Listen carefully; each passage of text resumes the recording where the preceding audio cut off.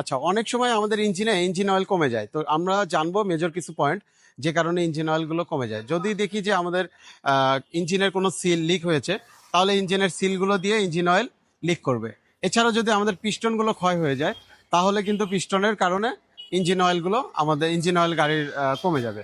এরপরে হচ্ছে আমাদের যদি ঠান্ডা তাপমাত্রায় আমাদের যদি হঠাৎ করে স্টার্ট দেই গাড়ি এবং রান করি সাথে সাথে, তাহলে কিন্তু ইঞ্জিন অয়েল কমে যাওয়ার সম্ভাবনা রয়েছে। এছাড়া যদি আমরা ঘন ঘন গাড়িও স্টপ করি এবং অন করি, তাহলে কিন্তু ইঞ্জিন অয়েল কমে যাবে। যেটা আমাদের জ্যামের ক্ষেত্রে যেটা হয় যে অনেক সময় রাস্তায় আমরা গাড়ি জ্যামে থাকে, বারবার হচ্ছে ইঞ্জিন স্টার্ট অফ করি অথবা অন করি, সেক্ষেত্রে কিন্তু খুব দ্রুত ইঞ্জিন অয়েল কমে যাবে।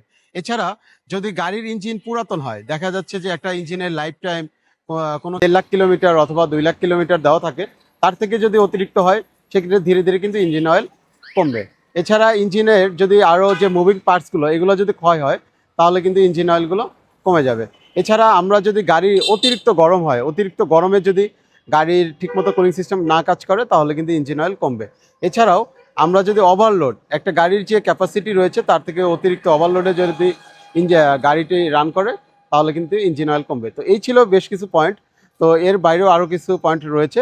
তো এটা মূলত মেন কারণ। আপনারা ইঞ্জিন অয়েলগুলো চেক করবেন মাঝে মাঝে, তাহলে দেখতে পারবেন যে ইঞ্জিন অয়েল কমছে অথবা সঠিক রয়েছে। সেই অনুযায়ী আপনারা পরবর্তী পদক্ষেপ গ্রহণ করবেন। সবাইকে ধন্যবাদ।